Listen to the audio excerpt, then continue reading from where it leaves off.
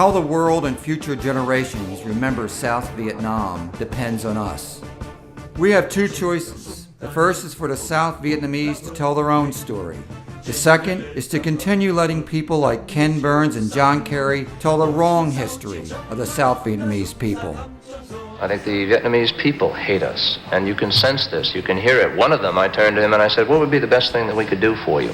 And he said, go home.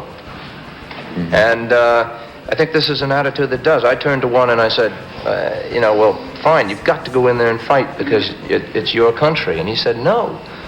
Most of the 2 million men that you often hear quoted under arms, most of whom are regional popular reconnaissance forces, which is to say a militia, and a very poor militia at that, will simply lay down their arms, if they haven't done so already, and not fight. I can cite many, many instances, sir, when, as in combat, when these men refused to fight with us, when we were taken under fire, we Americans supposedly fighting with them, and pinned down in a ditch, and they'd refuse to come in to help us. Point blank refuse. I don't believe they want to fight, sir.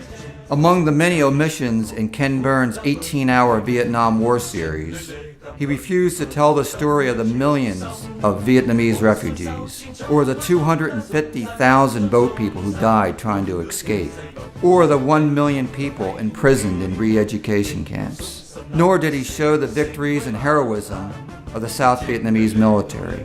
Why did Burns refuse to show this broadcast announcing a great South Vietnamese victory?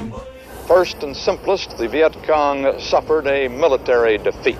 Its missions proved suicidal. If they intended to stay in the cities as a negotiating point, they failed at that. The Vietnamese army reacted better than even its most ardent supporters had anticipated. There were no defections from its ranks, as the Viet Cong apparently had expected, and the people did not rise to support the Viet Cong as they also were believed to have expected. There are those who want to rewrite history, to say the South Vietnamese wanted communism, and that the country of South Vietnam never existed. I think something like 12,000 South Vietnamese soldiers desert every month. So if they're doing that, they're very successful. But the other side, the National Liberation Front, they know why they're fighting.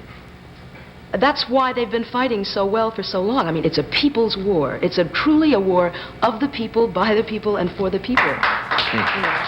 It's time for the South Vietnamese to tell their own history.